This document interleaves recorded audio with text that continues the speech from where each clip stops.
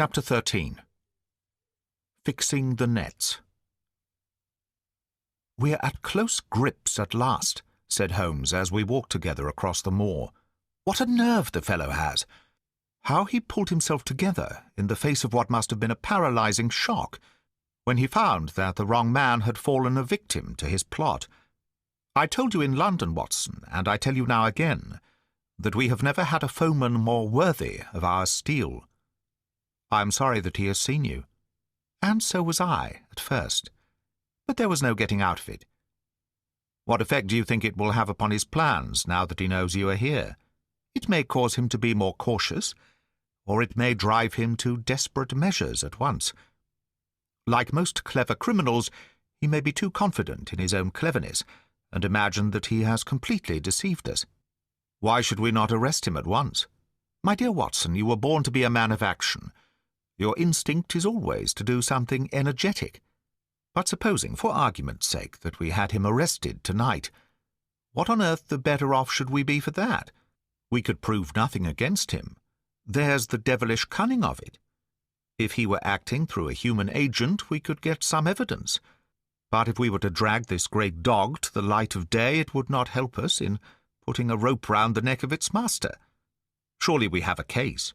Not a shadow of one, only surmise and conjecture. We should be laughed out of court if we came with such a story and such evidence. There is Sir Charles's death, found dead without a mark upon him. You and I know that he died of sheer fright, and we also know what frightened him, but how are we to get 12 stolid jurymen to know it? What signs are there of a hound?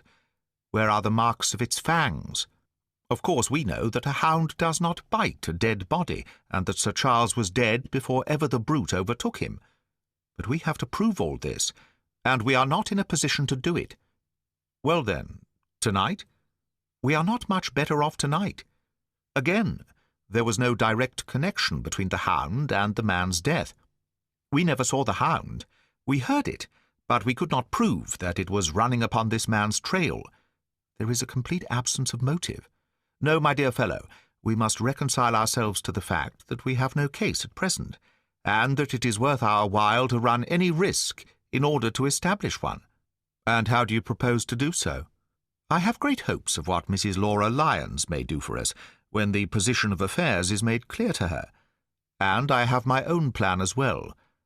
Sufficient for tomorrow is the evil thereof, but I hope before the day is past to have the upper hand at last." I could draw nothing further from him, and he walked, lost in thought, as far as the Baskerville gates. "Are you coming up?" "Yes, I see no reason for further concealment. But one last word, Watson. Say nothing of the hound to Sir Henry. Let him think that Selden's death was as Stapleton would have us believe. He will have a better nerve for the ordeal which he will have to undergo tomorrow, when he is engaged, if I remember your report aright, to dine with these people. And so am I. Then you must excuse yourself, and he must go alone. That will be easily arranged. And now, if we are too late for dinner, I think that we are both ready for our suppers." Sir Henry was more pleased than surprised to see Sherlock Holmes, for he had for some days been expecting that recent events would bring him down from London. He did raise his eyebrows, however, when he found that my friend had neither any luggage nor any explanations for its absence. Between us we soon supplied his wants, and then, over a belated supper, we explained to the baronet as much of our experience as it seemed desirable that he should know. But first I had the unpleasant duty of breaking the news to Barrymore and his wife. To him it may have been an unmitigated relief, but she wept bitterly in her apron. To all the world he was a man of violence, half animal and half demon, but to her he always remained the little wilful boy of her own girlhood, the child who had clung to her hand. Evil indeed is the man who has not one woman to mourn him. "I've been moping in the house all day since Watson went off in the morning," said the baronet. "I guess I should have some credit, for I've kept my promise. If I hadn't sworn not to go about alone, I might have had a more lively evening, for I had a message from Stapleton asking me over there." "I have no doubt that you would have had a more lively evening," said said Holmes dryly. "By the way, I don't suppose you appreciate that we have been mourning over you as having broken your neck." Sir Henry opened his eyes. "How was that?" "This poor wretch was dressed in your clothes. I fear your servant who gave them to him may get into trouble with the police." "That is unlikely. There was no mark on any of them, as far as I know." "That's lucky for him. In fact, it's lucky for all of you, since you are all on the wrong side of the law in this matter. I'm not sure that as a conscientious detective my first duty is not to arrest the whole household. Watson's reports are most incriminating documents." "But how about the case?" asked the baronet. "Have you made anything out of the tangle? I don't know that Watson and I are much the wiser since we came down." "I think that I shall be in a position to make the situation rather more clear to you before long. It has been an exceedingly difficult and most complicated business. There are several points upon which we still want light, but it is coming all the same. We've had one experience, as Watson has no doubt told you. We heard the hound on the moor, so I can swear that it is not all empty superstition. I had something to do with dogs when I was out west, and I know one when I hear one. If you can muzzle that one and put him on a chain, I'll be ready to swear you are the greatest detective of all time." "I think I will muzzle him and chain him all right, if you will give me your help." "Whatever you tell me to do, I will do." "Very good, and I will ask you also to do it blindly, without always asking the reason." "Just as you like." "If you will do this, I think the chances are that our little problem will soon be solved. I have no doubt—" He stopped suddenly and stared fixedly up over my head into the air. The lamp beat upon his face, and so intent was it and so still that it might have been that of a clear-cut classical statue, a personification of alertness and expectation. "What is it?" we both cried. I could see as he looked down that he was repressing some internal emotion. His features were still composed, but his eyes shone with amused exultation. "Excuse the admiration of a connoisseur," said he as he waved his hand towards the line of portraits which covered the opposite wall. "Watson won't allow that I know anything of art, but that is mere jealousy because our views upon the subject differ. Now these are a really very fine series of portraits." "Well, I'm glad to hear you say so," said Sir Henry, glancing with some surprise at my friend. "I don't pretend to know much about these things, and I'd be a better judge of a horse or a steer than of a picture. I didn't know that you found time for such things." "I know what is good when I see it, and I see it now. That's a Kneller, I'll swear, that lady in the blue silk over yonder, and the stout gentleman with the wig ought to be a Reynolds. They are all family portraits, I presume." "Every one." "Do you know the names?" "Barrymore has been coaching me in them, and I think I can say my lessons fairly well." "Who is the gentleman with the telescope?" "That is Rear Admiral Baskerville, who served under Rodney in the West Indies. The man with the blue coat and the roll of paper is Sir William Baskerville, who was chairman of committees of the House of Commons under Pitt." "And this cavalier opposite to me, the one with the black velvet and the lace?" "Ah, you have a right to know about him. That is the cause of all the mischief, the wicked Hugo, who started the Hound of the Baskervilles. We're not likely to forget him." I gazed with interest and some surprise upon the portrait. "Dear me," said Holmes, "he seems a quiet, meek-mannered man enough, but I dare say that there was a lurking devil in his eyes. I had pictured him as a more robust and ruffianly person." "There's no doubt about the authenticity, for the name and the date, 1647, are on the back of the canvas." Holmes said little more, but the picture of the old roisterer seemed to have a fascination for him, and his eyes were continually fixed upon it during supper. It was not until later, when Sir Henry had gone to his room, that I was able to follow the trend of his thoughts. He led me back into the banqueting hall, his bedroom candle in his hand, and he held it up against the time-stained portrait on the wall. "Do you see anything there?" I looked at the broad-plumed hat, the curling love-locks, the white lace collar, and the straight, severe face which was framed between them. It was not a brutal countenance, but it was prim, hard, and stern, with a firm-set, thin-lipped mouth and a coldly intolerant eye. Is it like anyone you know? There is something of Sir Henry about the jaw. Just a suggestion, perhaps, but wait an instant. He stood upon a chair, and, holding up the light in his left hand, he curved his right arm over the broad hat and round the long ringlets. "Good heavens!" I cried in amazement. The face of Stapleton had sprung out of the canvas. "Ha! You see it now. My eyes have been trained to examine faces and not their trimmings. It is the first quality of a criminal investigator that he should see through a disguise. But this is marvellous. It might be his portrait. Yes, it is an interesting instance of a throwback, which appears to be both physical and spiritual. A study of family portraits is enough to convert a man to the doctrine of reincarnation. The fellow is a Baskerville, that is evident. With designs upon the succession. Exactly. This chance of the picture has supplied us with one of our most obvious missing links. We have him, Watson, we have him. And I dare swear that before tomorrow night he will be fluttering in our net, as helpless as one of his own butterflies. A pin, a cork, and a card, and we add him to the Baker Street collection." He burst into one of his rare fits of laughter as he turned away from the picture. I have not heard him laugh often, and it has always boded ill to somebody. I was up betimes in the morning, but Holmes was afoot earlier still, for I saw him as I dressed coming up the drive. "Yes, we should have a full day today," he remarked, and he rubbed his hands with the joy of action. "The nets are all in place, and the drag is about to begin. We'll know before the day is out whether we have caught our big, lean-jawed pike, or whether he has got through the meshes. Have you been on the moor already?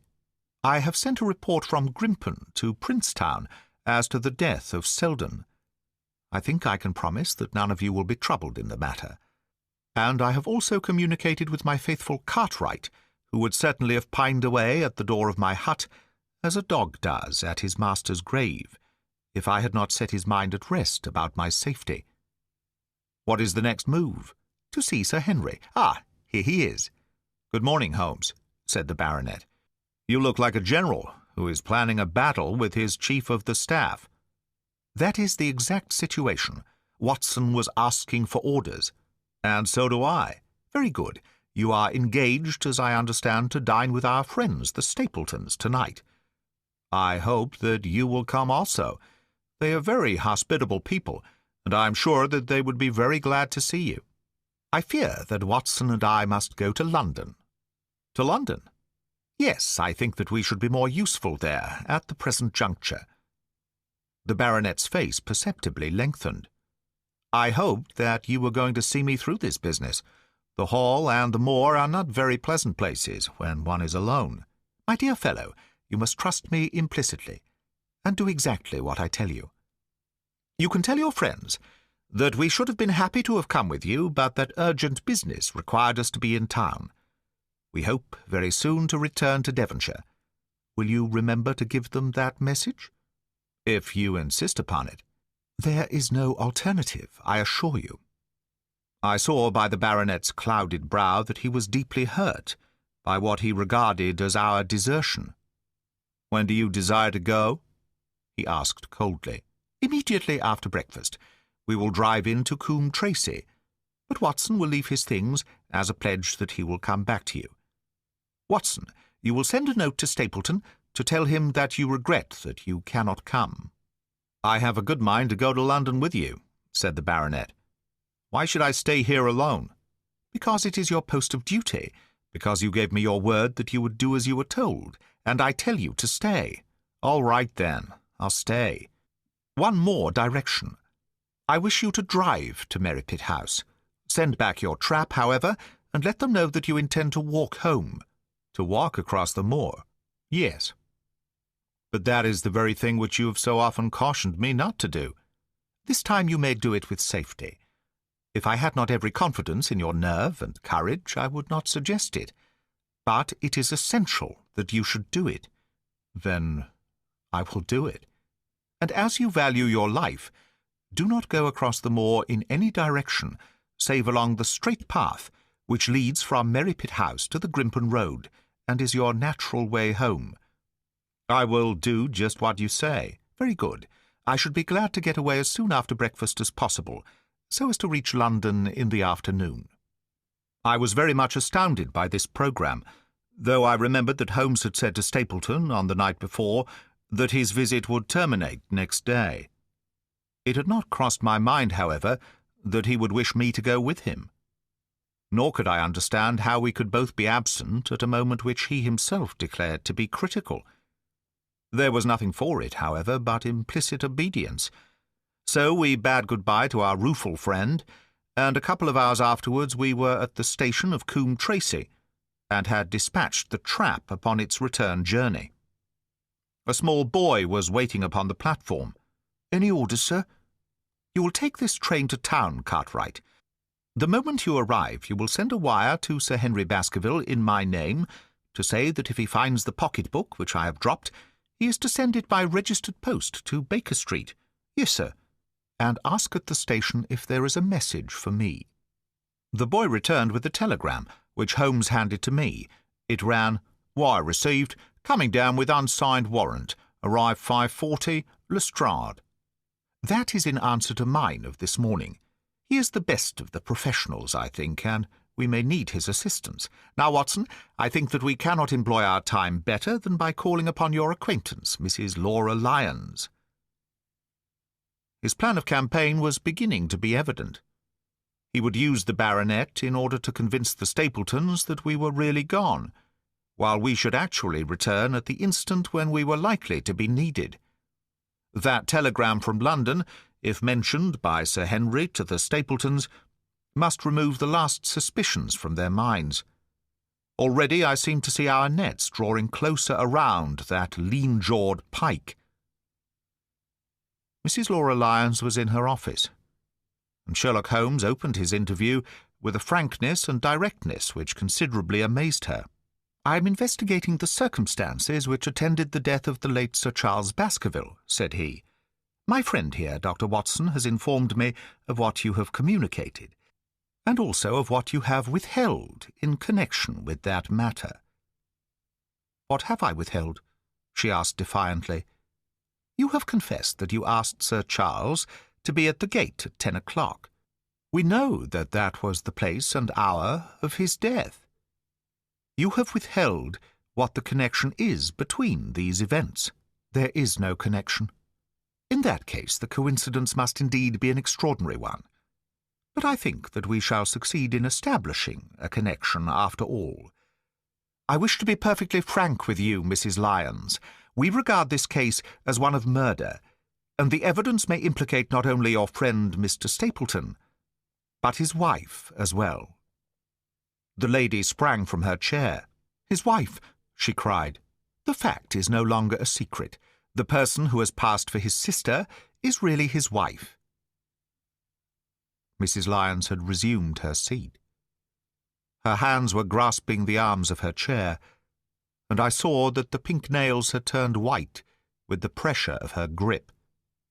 "His wife," she said again. "His wife. He is not a married man." Sherlock Holmes shrugged his shoulders. "Prove it to me. Prove it to me, and if you can do so—" The fierce flash of her eyes said more than any words. "I have come prepared to do so," said Holmes, drawing several papers from his pocket. "Here is a photograph of the couple taken in York 4 years ago. It is endorsed Mr. and Mrs. Vandeleur. But you will also have no difficulty in recognizing him and her also, if you know her by sight. Here are 3 written descriptions by trustworthy witnesses of Mr. and Mrs. Vandeleur, who at that time kept St. Oliver's private school. Read them, and see if you can doubt the identity of these people." She glanced at them, and then looked up at us with the set, rigid face of a desperate woman. "Mr. Holmes," she said, "this man had offered me marriage on condition that I could get a divorce from my husband. He has lied to me, the villain, in every conceivable way. Not one word of truth has he ever told me. And why? Why? I imagined that all was for my own sake. But now I see that I was never anything but a tool in his hands. Why should I preserve faith with him, who never kept any with me? Why should I try to shield him from the consequences of his own wicked acts? Ask me what you like, and there is nothing which I shall hold back. One thing I swear to you, and that is that when I wrote the letter, I never dreamed of any harm to the old gentleman, who had been my kindest friend." "I entirely believe you, madam," said Sherlock Holmes. "The recital of these events must be very painful to you, and perhaps it will make it easier if I tell you what occurred. And you can check me if I make any material mistake. The sending of this letter was suggested to you by Stapleton? He dictated it.